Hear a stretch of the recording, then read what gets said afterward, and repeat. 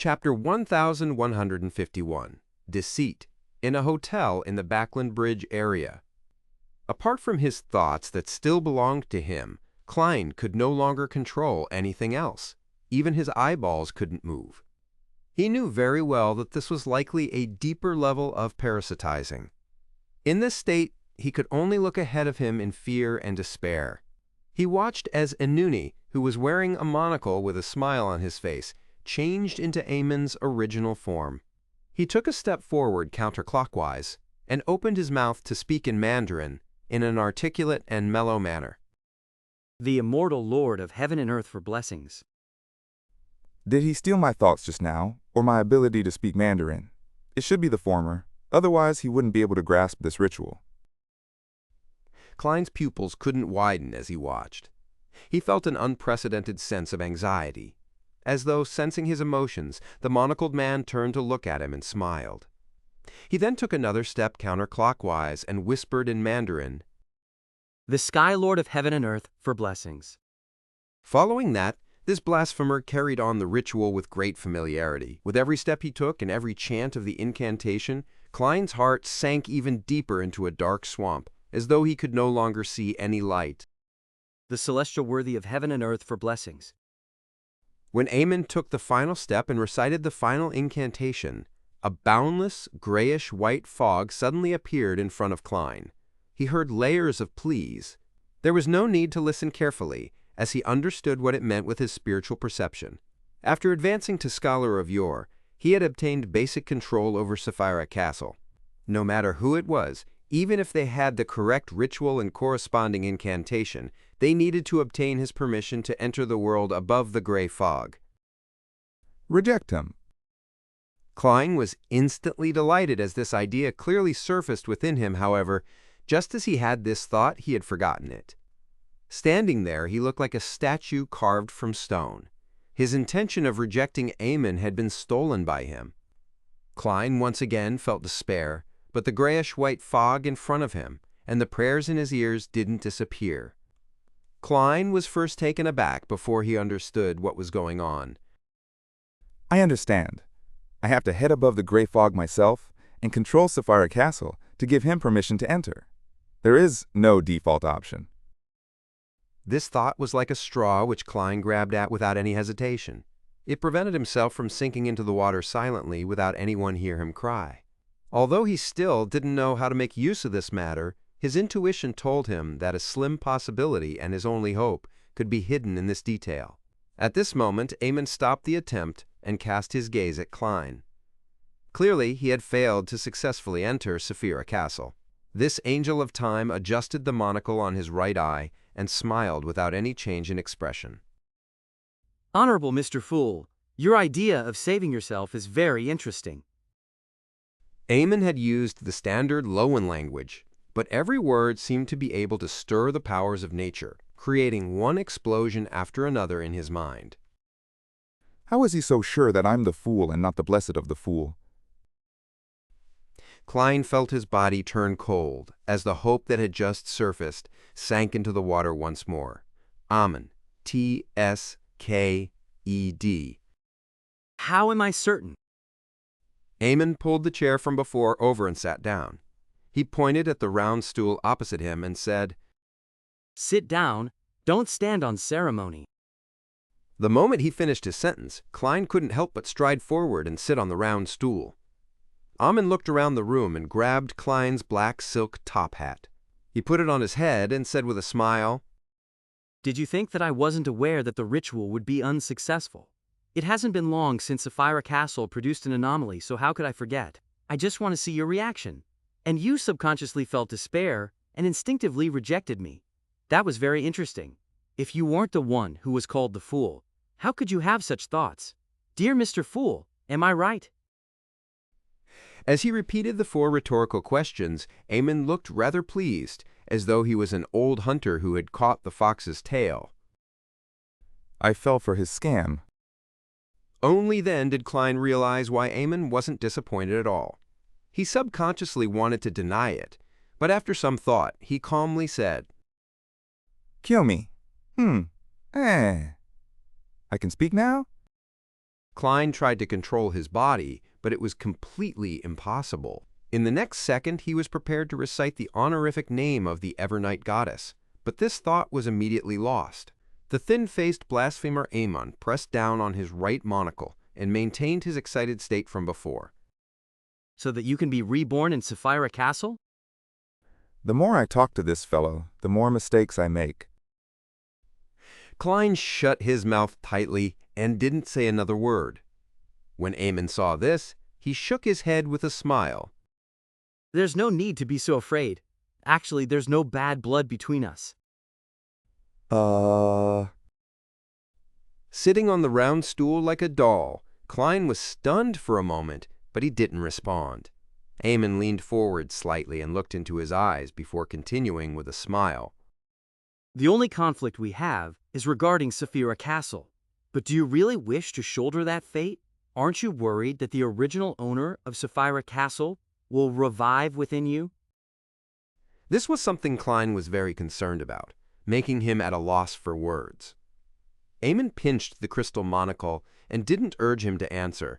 He smiled and said, If you give me Sapphira Castle, all the problems will be resolved. That way, whether the original owner of Sapphira Castle comes back to life, or if the corresponding fate can be shouldered, the person who needs to worry is me, not you.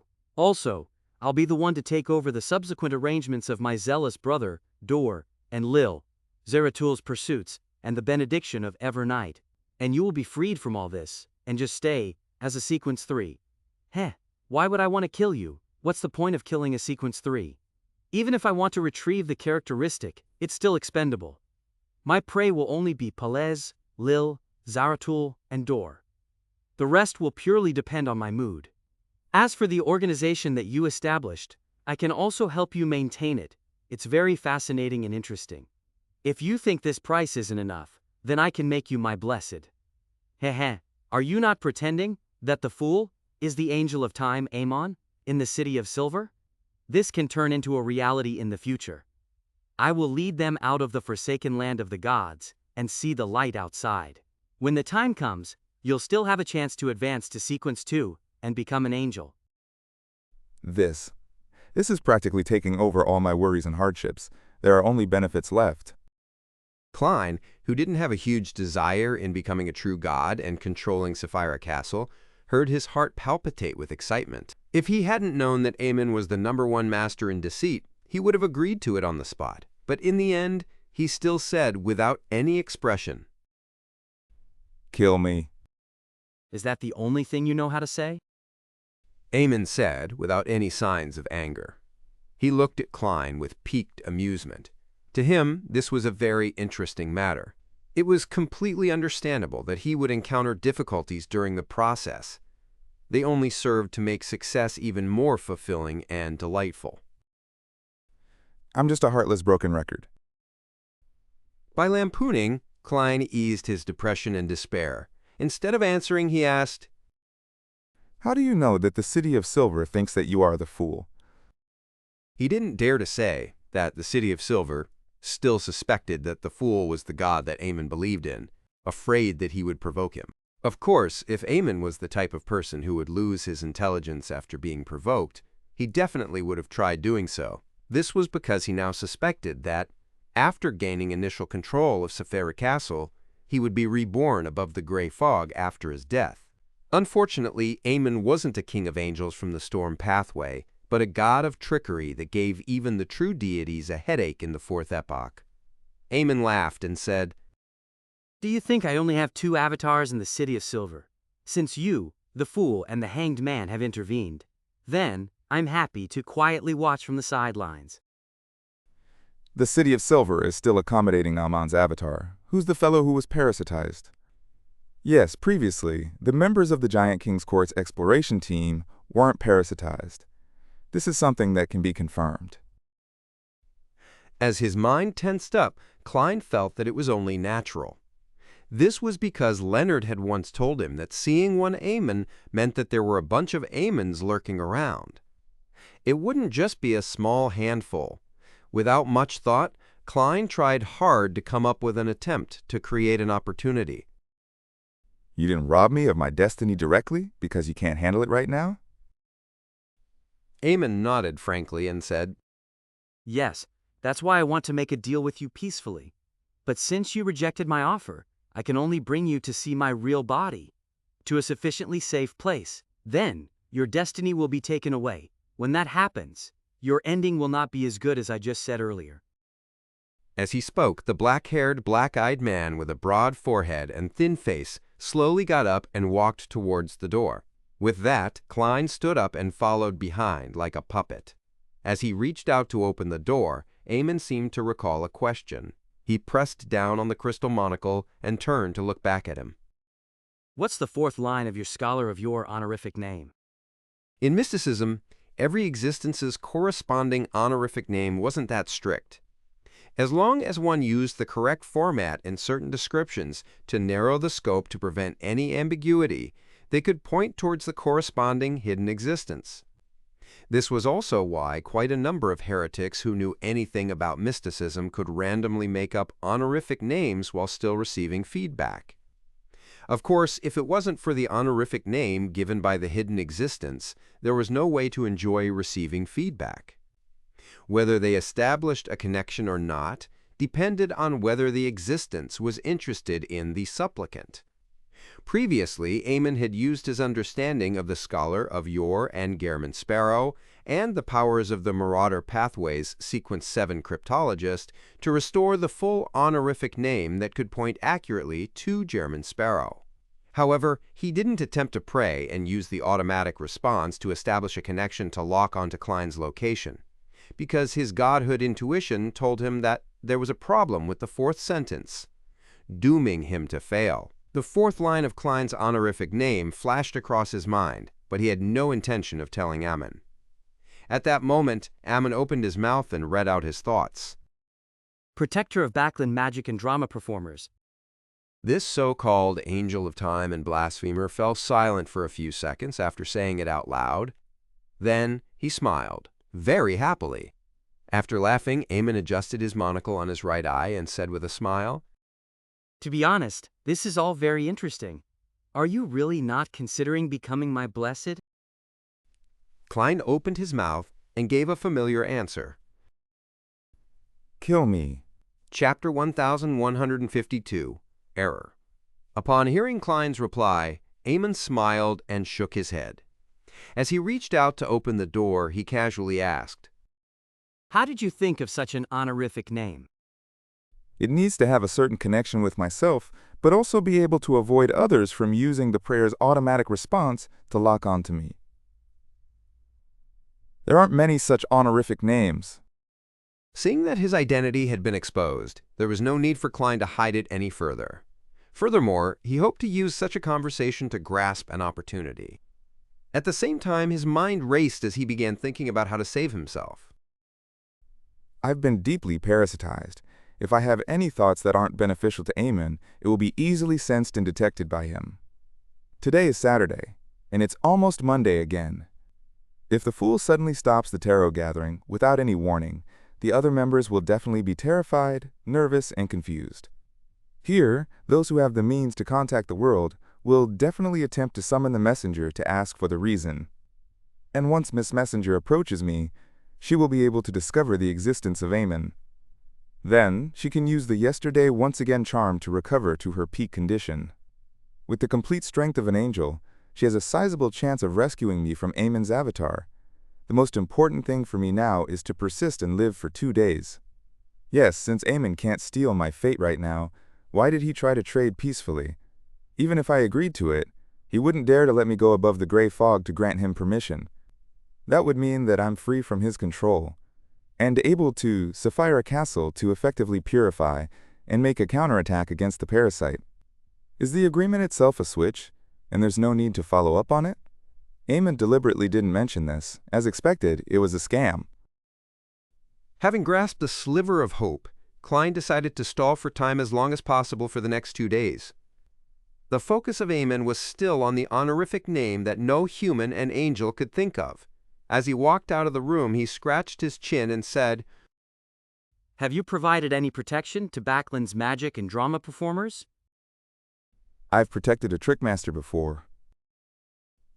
Having made plans, Klein was much more cooperative than before. He answered simply, I'm a magician myself. I've performed many times in Backland. The monocled Amon nodded. Barely counts. He then walked out of the hotel room and went down the stairs to the street. Like a servant, he followed behind without any abnormalities. Looking to his left and right, Amon pinched his monocle and sighed with a smile. How regretful. What's there to regret? I've already been caught by you. What else do you have to regret? Amon pressed down on his silk top hat and maintained his smile. You can make a guess. If you can guess correctly, I can give you a better ending. Klein didn't believe in his promise at all. In order to not be tricked into revealing more secrets, he shook his head and said, I can't guess it. How boring. Amon said simply. He clenched his right hand into a fist and lightly tapped on his monocle.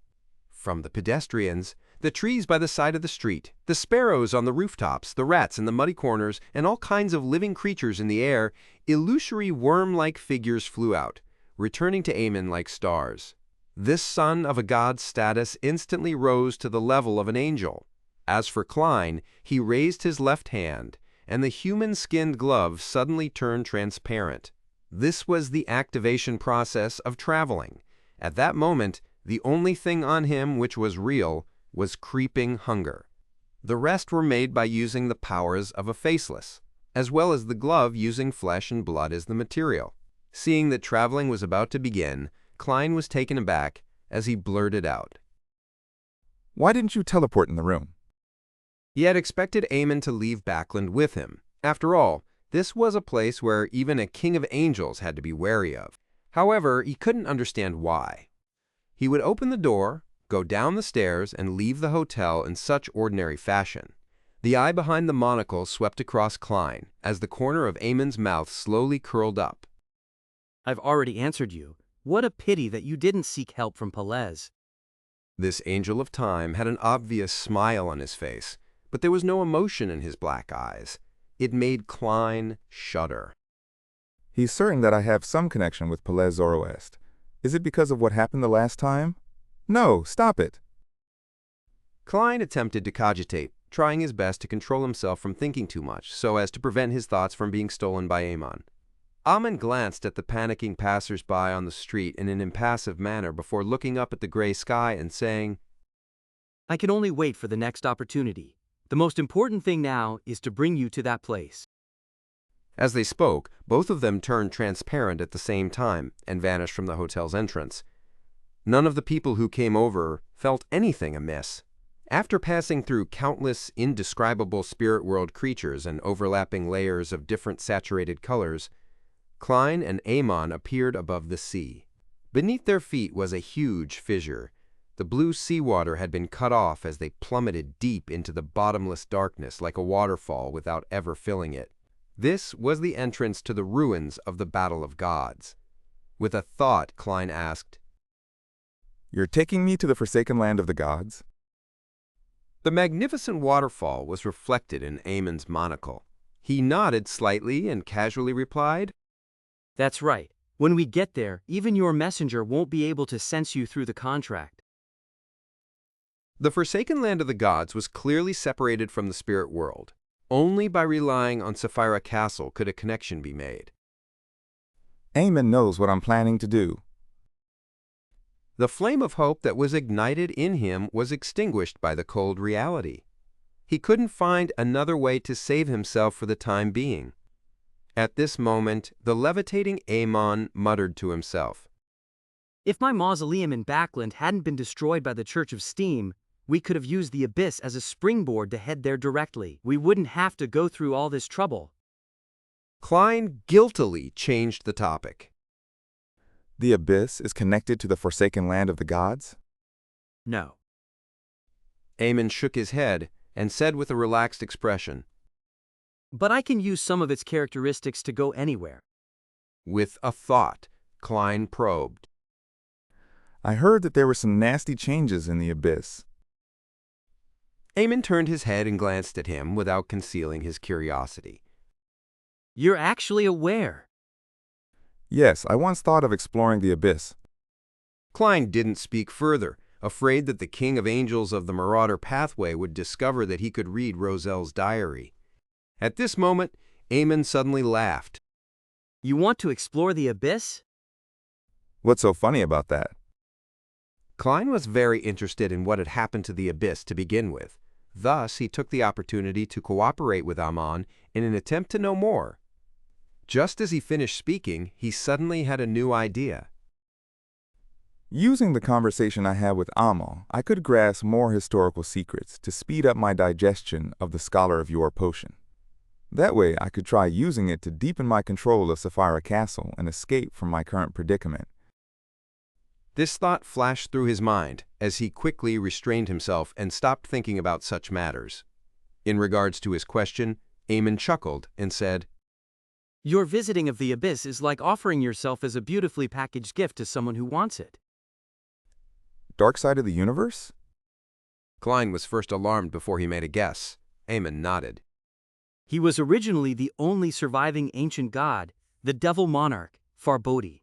Now, Without finishing his sentence, Eamon leaped and jumped into the huge, illusory rift with the strong winds. With that, Klein lost the support of the wind and fell straight down.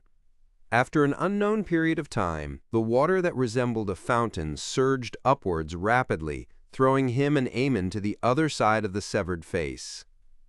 Just as he entered the ruins of the Battle of Gods, Klein was hit by bright sunlight. He suddenly heard a series of intense and crazy ravings. It was like a thin needle that pierced through his eardrums and stabbed into his brain, filling every thought with immense pain. As for the worms of spirit that formed his mythical creature form, they gradually changed, as though they were about to give birth to a degenerate consciousness that didn't belong to him. The true creator's ravings. With regards to this, Klein could barely withstand it, but it was difficult for him to hold on for too long. There was no way for him to go too far in the ruins of the Battle of Gods. At this moment, he saw that the monocle on Eamon's right eye absorbed all the light around them. It became unusually bright and white. Then, a thick darkness ruled the sky. Amon directly stole the day of the ruins of the Battle of Gods. In the darkness, this Angel of Time's avatar brought Klein to an island and made him sleep against a stone pillar. Soon, Klein arrived in the hazy dream world. He saw the projection of the Giant King's court, which was filled with an epic feeling opposite the black cloister and the cliff. Eamon, wearing the black silk top hat and crystal monocle, appeared beside him. With a relaxed smile, he pointed at the projection of the Giant King's court that was frozen in the sunset. That's the entrance to the Forsaken Land of the Gods. After some thought, Klein raised his doubts. Don't you need to enter a dream at a specific location to open the entrance? He couldn't help but feel a glimmer of hope again. He thought that it would be great if Eamon wasted a week or two of his time in the ruins of the Battle of Gods. That's right. Eamon didn't deny what Klein had said. He casually said, If you wish to open the entrance, you have to travel on a ship to the core of this ruin's waters. This might take more than a month, and you will experience many dangers that you're currently unable to withstand. As for me, I don't have to. Is it because you're the son of the creator? No. Eamon had one hand in his pocket as he turned to walk to the Black Cloister's entrance. In chaotic places like this, order is in shambles, and the laws governing them have mutated. There are too many things that can be exploited. As this Angel of Time walked, he turned to look at Klein. The Marauder Pathways Sequence 0 has a very abstract name, Error. It was named by my father. He once used a strange word of unknown origins to represent it. Bug. When translated, it's a Trojan horse of fate, the slug of time, the loopholes in rules, the manifestation of all errors. Chapter 1153, The Sunset Tunnel. Error. Bug. Is that the essence of the Marauder Pathway? As he came to a realization, Klein also confirmed one thing. That was that the ancient sun god, the City of Silver creator, Amon's father, really did come from Earth. The word that Aemon said was standard English, as he lampooned inwardly. Fellow Earthling, your two children have really caused me so much pain. If only they were all like Bernadette. He asked curiously. You want to use this dream world's loophole? Klein controlled himself and didn't use the term bug to describe it, lest it would arouse suspicion in Aemon due to his overly ordinary fluency when speaking the word. He would then reveal a trump card for no reason. Faced with a king of angels who could steal his thoughts and deeply parasitize him, he had very few trump cards to begin with. He had to make good use of every single one of them. Who knew when they might end up being effective? Hasin Agafax. At that moment, Aemon had already walked out of the Black Cloister. He had one hand in his pocket, and without doing anything, the heavy door opened automatically, as though it was welcoming the arrival of a distinguished guest. You can think of it that way, but in actual fact, it's a little more complicated than that. Aemon didn't show the might of a blasphemer at all as he casually answered Klein's question. This dream world doesn't have any errors, or rather loopholes. It's just that, due to the clashing of remnant divine powers, some places appear more chaotic, and I can use this chaos to create a loophole. As the huge door that was prepared for the giant was completely opened, Aemon pinched his monocle and walked into the hall, venturing deep inside. During this process, he smiled and gave a more in-depth explanation. You should know very well that this cloister is composed of dreams. Yes, it comes from the dreams of different living beings in the ruins of the Battle of the Gods. After some thought, Klein added, It might also be left behind by some dreams from the past.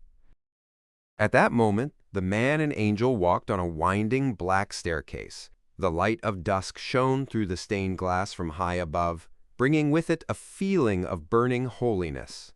Aemon touched the human skull, engraving on the railings, and smiled as he took in the surroundings. Generally speaking, the area you enter this dream world is where you end up when waking up, regardless if you're in the dreams of other living beings in other seas. Unable to nod, Klein could only express his opinion with words. That's right. And after I create a loophole, I can wake up in the corresponding location by entering other dreams. Clearly, this cloister is much smaller than the sea ruins outside. The structure is even narrower. Perhaps we can reach our destination in a few minutes. There was a hint of joy in Aemon's tone. To him, creating and exploiting loopholes was a joyous matter. Aemon is actually able to use such a method to quickly pass through the ruins of the Battle of the Gods. We won't even be wasting an hour or two, much less 1 or 2 weeks. As expected of a king of angels, the blasphemer of the fourth epoch. The glimmer of hope that was generated in Klein vanished instantly. He wasn't sure if Aemon had deliberately not mentioned it in advance so as to enjoy watching the bubbles of his target's hope being popped time and time again. Or if he didn't care about such trivial matters, all he could do was to curb his heavy depression and say, You want to control the core dream of this illusory world? He remembered Queen Mystic Bernadette mentioning that she didn't dare enter the black wooden door in the deepest depths of the cloister. It's not me, it's us. Aemon replied with a smile. He seemed to suddenly recall something. He raised his hand to adjust his monocle and asked with interest, Why did you put a monocle on your marionette? I didn't even need to prepare one myself. Not long ago, in order to digest the Bizarro Sorcerer potion, I deliberately wore this monocle in front of the Red Angel Evil Spirit. Aemon, who was walking down the stairs, suddenly paused. He turned his head to look at Klein and smiled. Very interesting. This Angel of Time said, thoughtfully, To think that Medici hasn't completely died. Next time, if I encounter him, I'll disguise myself to look like you, and then I'll wear a monocle in front of him again. Poor Sauron Einhorn Medici. As a whole king of angels, can you not be so senseless? Is this the so-called god of mischief? When Klein heard that, he felt wistful, not knowing what to say. Aemon pressed down on the crystal monocle and asked, Did you wear this monocle on your left eye? How did you know? Klein was shocked. imagining that Aemon had stolen the scene from the fog of history. How did I know? Aemon said with a smile. There are two possibilities. Firstly, it's because you're of a beyonder of a low level, so you're definitely not a match for that fellow Medici. You were afraid that if your disguise was too realistic, then you would incur a fatal subconscious attack, and deduced that you would be better of doing so. Secondly, if you had the intention of imitating me, and ended up doing an accurate imitation, then I might be able to use the ripples generated by fate to detect the incident. Since I didn't notice it, it must mean that the monocle was worn on the wrong spot. Make a guess. Which possibility is it? I would choose the most dangerous possibility, regardless of whether it's true or not. This way, I will be even more careful and cautious in the future when it comes to matters like this. Of course, there must be a future first. Since Aemon didn't show any signs of viciousness or oppression, Klein had unknowingly let down his guard and felt that Aemon was an easygoing king of angels. But now he suddenly snapped to attention as he came to a realization that this was a trait of a master swindler. The second possibility. Klein gave his answer. Aemon didn't say if he was right. He reached the bottom of the stairs and came to the lowest level of the cloister. He stopped in front of a black wooden door covered in strange patterns. I've been here before. Once this door is fully opened, the power inside will shatter the dream world in its entirety. Klein said as he attempted to extract more historical secrets from Aemon. Aemon reached out for the handle, his thin face impassive as he said, This is my father's final dream. The corresponding location is where he perished. The ruins of the Battle of Gods was where Rose Redemption attacked the ancient sun god, the source of the cataclysm. When Klein heard that, he tensed up as his thoughts raced. With regards to this answer, after understanding the formation of Rose Redemption, he had a corresponding theory regarding the various abnormalities in the ruins of the Battle of Gods. He wasn't too shocked now, and the scholar of your potion had even been digested to a certain degree. Immediately following that, he let out an indescribable sigh. This was the closest he had gotten to the ancient sun god. Previously, when he saw it through dream divination, they were separated by a distant stretch of both space and time. The ancient sun god and Emperor Roselle were the protagonists of an era, but in the end, they ended up miserable. The ending was tragic. Roselle still has the means of being revived. I wonder if this former creator had any similar setups. Dark Angel Sazrir? The true creator? Amidst his thoughts, Aemon opened the black wooden door covered in strange patterns. There was a sea inside, and the blinding sunlight shot straight at it. There seemed to be a rich gold color hidden in the waves. Klein didn't understand what the thick gold represented previously, but now he had a preliminary idea. It was the blood of the ancient sun god. Before he died, he was affected by the power of the Evernight and fell into a dream. He dreamed of his body being torn apart, staining the sea with blood. Clang! As the black wooden door opened, an unimaginable aura emanated out, causing the entire cloister to violently shake, as though it had encountered an earthquake that could destroy this world. Amidst the dust and collapsed stone bricks, the two of them entered the golden sea through the wooden door. Following that, he felt his spirit body melt as his psyche evaporated. In seconds, he would become fertilizer for the dream. At this moment, bright and pure white light shone out from Aemon's crystal monocle, instantly shattering the dream world. He returned the day he had stolen to the ruins of the Battle of the Gods, allowing the place to turn from night to day. At the same time, his and Klein's figures turned somewhat transparent. Then, they appeared in midair above a sea that was dyed golden. The temperature here was higher than what Klein imagined, but it wasn't as dangerous as the dream. Or rather, the sea in the core region of the ruins of the Battle of the Gods was separated into safety zones due to various clashes of divine power.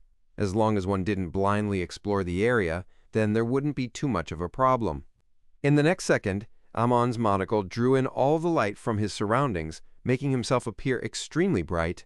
Day was stolen, and night had fallen once again. After the two landed on an island in a safe zone, they once again entered the dream world. This time they appeared outside the black wooden door covered with strange patterns. Aemon adjusted his monocle, which he wore on his right eye, and pulled it with his left hand, stealing the distance between the entrance and the cloister. Both of them took a step forward at the same time, leaving the cloister and arriving at the edge of the cliff. Opposite them was the projection of the Giant King's court that was frozen in the dusk.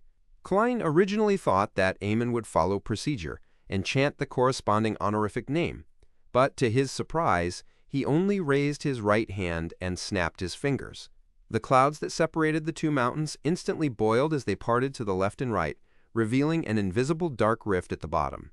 The projection of the Giant King's court on the opposite side suddenly sucked all the rays of light from the sunset over, letting them surge forward and fill up the deep crack. Hence, in between the two mountains, an orange-red light road appeared in the clouds. Let's go. Aemon gave a low laugh as he leaped down the cliff.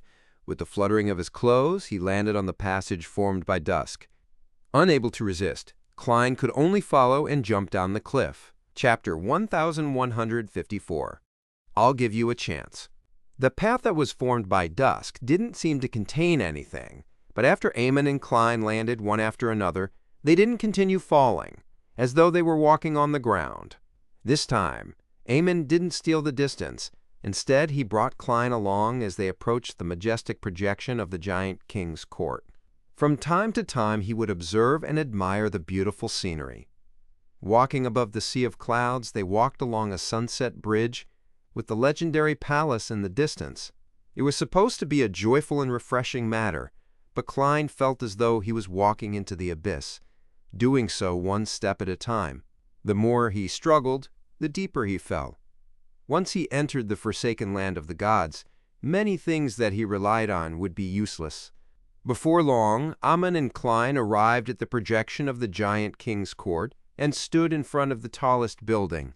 On one side of the building was a steeple, and on the other side was a spire. The main door was far more than 10 meters tall, with it being mainly a grayish-blue color. It was covered with symbols, labels, and patterns. It was where the Giant King lived, the place where Dark Angel Sazrir slept. Klein glanced at the pitch-black hole to the left of the door, roughly determining that the door in the dream didn't need a key to open. Otherwise, the true Creator's believers wouldn't have been able to pass through. After all, the actual key back then was in Vice Admiral Iceberg's collection room. Next, we'll be able to enter the forsaken land of the gods once the door is opened. However, we'll definitely attract the attention of others by doing so. Aemon chortled and took a few steps diagonally to the edge of the door. We won't open the door, but instead directly head over. As he spoke, the Angel of Time raised his hand to adjust his monocle. A dark blue color appeared in the corner of the grayish-blue door. It was an illusory door without any sense of being corporeal. The door-opening power of an apprentice is a very low-level ability, but it's perfect when used here. Aemon lowered his right hand and introduced in satisfaction. Taking 2 steps, he passed through the illusory door. There are no useless beyonder powers, only useless beyonders. If I directly push the door open, I'll draw the attention of others. But from who? The true Creator? His holy residence, his divine kingdom should be somewhere in the forsaken land of the gods. If I can lure him over and let him clash with Aemon, I might be able to find a chance to escape. Without any ability to control himself, Klein followed behind Aemon without leaving much of a gap, stepping into the blurry, dark blue door. The moment he stepped through, he felt the world spin around him. Even his spirituality seemed to be torn apart. After the abnormality disappeared and his condition was restored, he realized that he was on a beach that was soaked in the glow of the sunset. The sand and stones here were all black in color. Deep blue waves surged over from afar as they crashed into the coast, one wave after another, but they didn't produce any sounds like they should have. They were quiet, like a grand illusion. This sea is an illusion. Coming in would probably result in one appearing here, but it's not necessarily the case for leaving. According to the principle of reciprocity, if one wants to leave, they can only open the residence of the Giant King, where Dark Angel Sazrir is in deep sleep. With a sudden realization, Klein turned his head and looked in another direction. It was a mountain bathed in dusk. On it were countless palaces, towers, and many majestic city walls. This was the legendary Giant King's Court. Even if the City of Silver could find a path that leads to the beach, it would be meaningless. From the corner of his eye, he saw that Aemon had changed his image. He wore a black classical robe and a pointed hat of the same color. He changed from being a gentleman from the present era to an ancient mage that originated from the fourth or even the third epoch. With a thought, Klein continued looking at the Giant King's court, which wasn't too far away. He casually said, Dark Angel Sasrir is sleeping in the palace of the Giant King. Aemon stood to his side as he looked in the same direction and said, without any change in expression, I know, I've entered the Giant King's court and even visited the graves of Ormir's parents. As expected, one of Klein's guesses was finally confirmed. He deliberated and said, What answers are you searching for one? You can make a guess. Aemon continued looking at the Giant King's court and laughed. If I had any idea, I wouldn't need to ask you. After thinking for a few seconds, he said, Some secrets of the first epoch? You can say that. Aemon replied without much concern. Klein hesitated for a moment before saying, Aren't you curious about Dark Angel Sasrir's condition? I am. Aemon didn't change the direction of his gaze as he said with a smile, But compared to me, there are still many people who are more interested in that. My zealous brother, the Hanged Man, the Dragon of Betrayal, as well as Evernight, Storm, and White. I want to see who's the first one who isn't able to hold back. Heh, if I can steal everything of importance inside at the critical moment, their expressions will definitely be very interesting. This thought, the reason for stirring up such a huge matter was purely to cause trouble, to gain some excitement? Klein frowned slightly and realized that Aemon's values were different from that of humans. This is a natural mythical creature. Completely different from humans. Why can I frown on my own? Just as he came to a realization, he sensed that something was missing in his body. Hala. He subconsciously turned his head to look at blasphemer Aemon. There was a semi-translucent worm of time with 12 rings in Aemon's hand. He smiled as he looked into Klein's eyes and said with some anticipation, Since we've already arrived at the forsaken land of the gods, there's no need to worry about external interference. I'll give you a chance. Before I reach my true destination, I will no longer parasitize you. You can use every method that you can think of to escape, and I will try my best to stop you. Good luck. Don't disappoint me. For a moment, Klein couldn't believe what Aemon had just said. He suspected that Aemon was bluffing him, but when he thought of Aemon's behavior all this while, he felt that it was something that was in line with his character. All right. As his thoughts raced, he took a deep breath and solemnly replied under the orange glow of the sunset, Backland, Parliament House. Due to King George III's sudden self-destruction, none of the nobles and members of Parliament were allowed to return to their respective homes. Instead, they were gathered here to receive heavy protection from the 3 churches and the military. Dressed in a pure black dress, Audrey stood behind the railing on the 2nd floor and quietly looked down. As the matter had happened too suddenly and lacked any prior warning, she still found it surreal, despite receiving some indication from the world Gehrman Sparrow. She seemed to have transcended reality and was watching a performance. Her father, brother, and the other nobles and members of Parliament were gathered in cliques as they occupied different small rooms.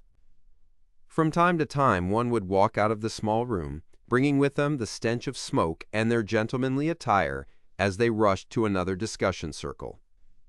The ladies and madams sat in the lounge. Most of them had yet to return to their senses, as their eyes were dazed and their bodies trembling. The parliamentary staff and the military's middle and low-ranking officers were running about everywhere, transmitting information from different places. A soldier dressed in a red shirt and white pants walked in from the outside and handed a stack of paper to the officer in charge of the hall. The officer glanced at it and immediately called for his assistant. He pointed at the small room where Earl Hall and the rest were in. Without asking anything, the adjutant took the documents and ran towards his destination, Mueppo. All of this happened in a very quiet environment. Only the sound of footsteps and faint whispers echoed in the air. It was as if it was a huge oil painting drawn on the canvas of the real world. The gorgeous decorations, dark colors, dim lights, and the expressions on everyone's faces created an extremely heavy atmosphere. Audrey pursed her lips slightly and looked at it for a while. Her mood was still at a nadir, and she only managed to maintain her calm by relying on placate. Why would Mr. World deal with the king? The death of the king will definitely bring deep hatred.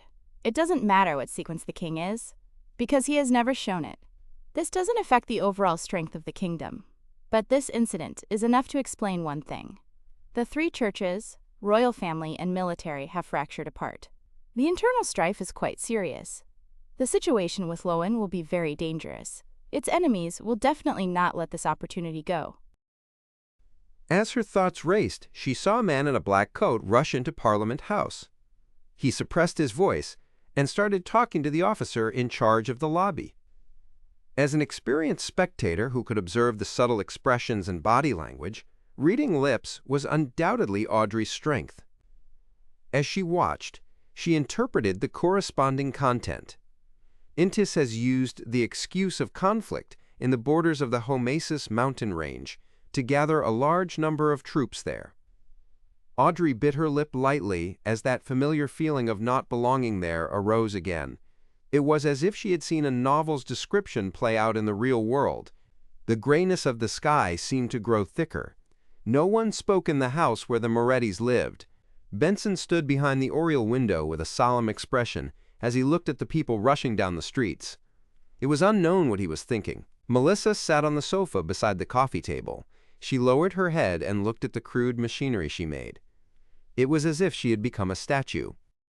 Sigh, the situation has become even more chaotic. Benson exhaled as he touched his hairline. He turned his head back and forced a smile. Regardless, Backland is definitely safer than most places. Melissa didn't raise her head. Instead, she said with an ethereal voice, Klein found a good job, and our lives gradually improved. In the end, an accident took him away. We moved out of Tingen, and you got a job as a civil servant. I entered university and started on the correct path. In the end, war broke out. It wasn't easy for us to get used to this environment. We were praying that the war would end early. In the end, the king was blown to pieces.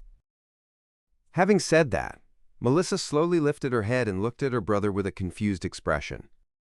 Benson, is it that difficult to obtain and maintain a better life than what we had before? Chapter 1155, Walking in the Dark, Backland, East Borough.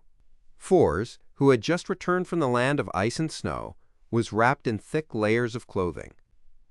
She looked at the burning charcoal stove in front of her, as if she had fallen into a terrible environment again. She couldn't help but shiver a few times. George III is already dead. The things that happened before will definitely come to an end. Perhaps we can move out of this place and head to Northborough or Hillstonborough. The houses there have fireplaces. Shio sat on a chair opposite her and similarly stared at the warm furnace. She replied with a slightly confused expression. Let's wait another week or two. To be honest, I still can't believe that George III was killed so easily. I didn't have time to do anything. This bounty hunter who had become a judge sounded disappointed, confused, and puzzled. It felt as though she had lost her motivation in life. Fours temporarily forgot about the damage caused by the cold as she consoled her. I don't think that this was done by Gehrman Sparrow. It was done by those people who used Charmaine. They were the only ones investigating the secret motives of George III. Your actions have contributed to his death to a certain degree. It's as if you had exacted your revenge in an indirect manner, eh? There shouldn't be any more surveillance or suppressive measures placed against your family. You can try to start a new life. If you have the chance, you might be able to use proper channels to make an appeal for your father. Upon hearing the last few sentences, Gio raised her head. Yes, the situation is getting more and more chaotic now. I'm worried that they'll be affected by the war. Fours, do you think it's safer to be in Backland or in an ordinary city that isn't near the borders? Fours thought for a few seconds and shook her head calmly. I don't know. She added, I plan to ask Mr. World. He must have a better grasp of the overall situation. Do you still remember? He warned us beforehand that something would happen around George III, and to avoid approaching him. In addition, Fours also wanted to ask where the next stop of her travels would be so that she could make preparations early. Yes. Gio nodded instinctively. Fours flipped through the newspapers she supported with her knees, and she drank the coffee she had left. Then she slowly got up and entered the room inside. She prayed to Mr. Fool in a low voice, asking him to pass her questions to the world Gehrman Sparrow. In the forsaken land of the gods, near the giant king's court, without being parasitized at a deeper level, Klein followed Aemon to the foot of the mountain. In the frozen dusk, they circled to the front of the mythical land. Although Aemon had given him a chance to escape, he wasn't in a hurry to do so. This was because he knew very well that Aemon had the strength and level of at least a sequence 2. He was an angel in the truest sense of the word, an entity he couldn't fight head-on. Besides, a marauder was known as an error, a loophole, a bug. Its powers were very strange, making it impossible to guard against. Klein believed that whatever normal means he could come up with to save himself would be ineffective. I can only stay patient and wait for an opportunity that can be used. During this process, I have to keep making attempts to observe Aemon's response. Yes, I still have to take note of a problem. I can't believe anything Aemon says.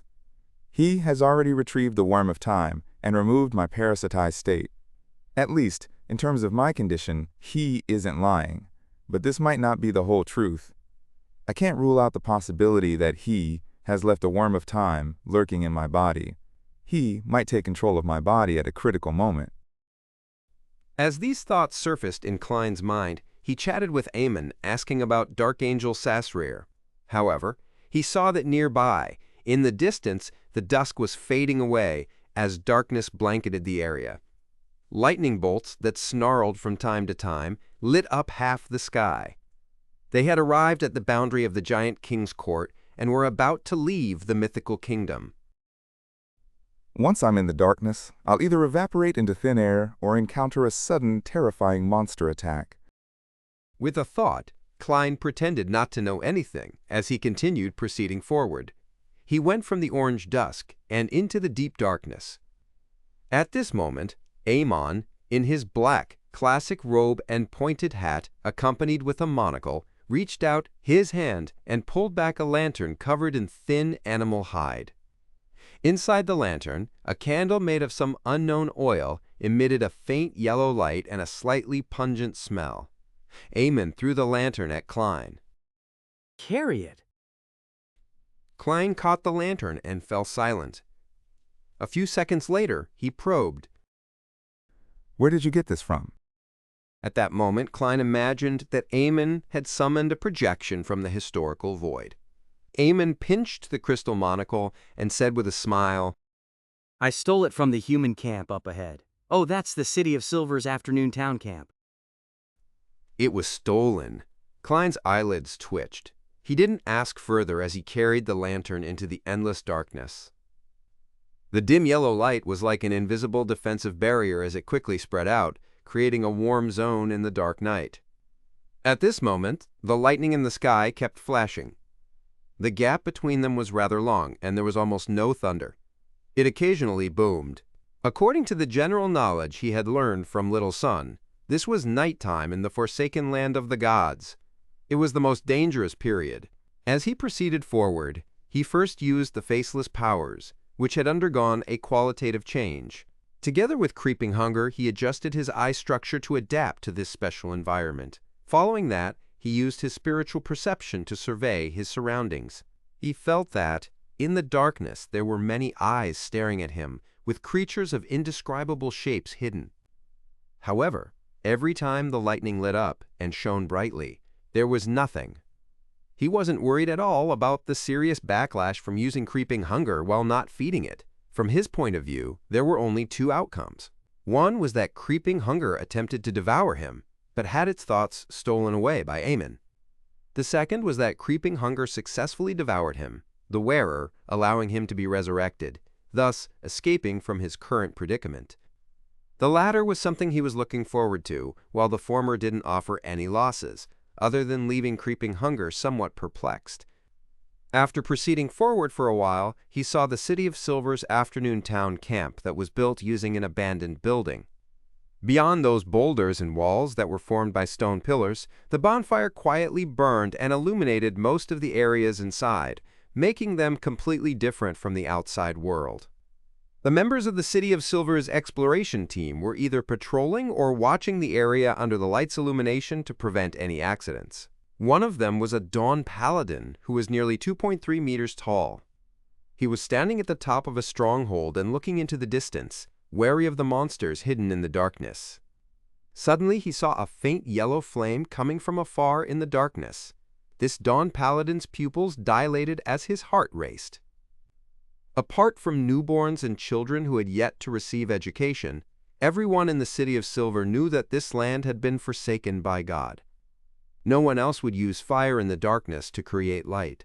Even monsters who were good at controlling flames would be hidden in a dark environment before they attacked. As for the other humans, all the cities that the City of Silver had discovered to date had already been destroyed and turned to ruins. There were no survivors.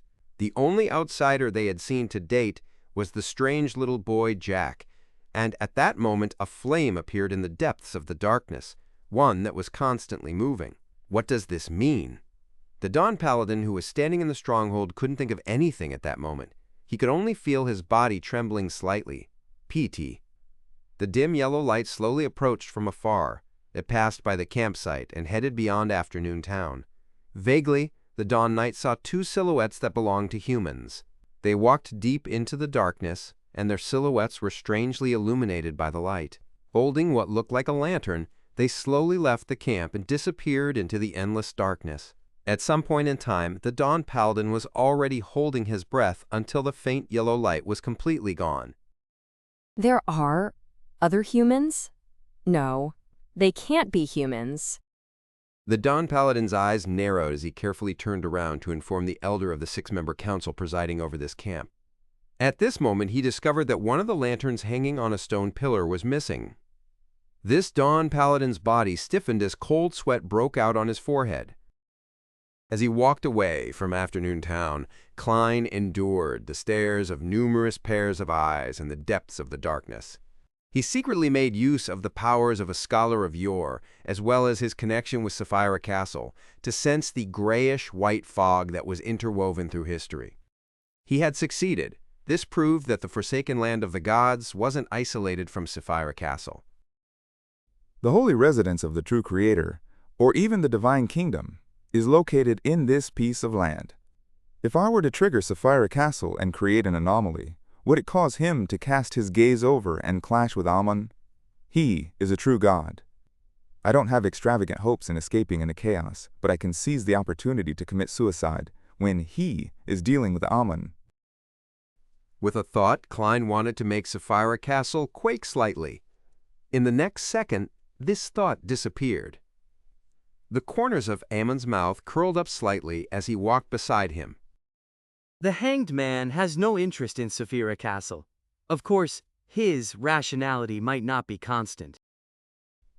Klein didn't have extravagant hopes that his impulsive thought could truly succeed. He mainly wanted to test Aemon's reaction and see what his response was.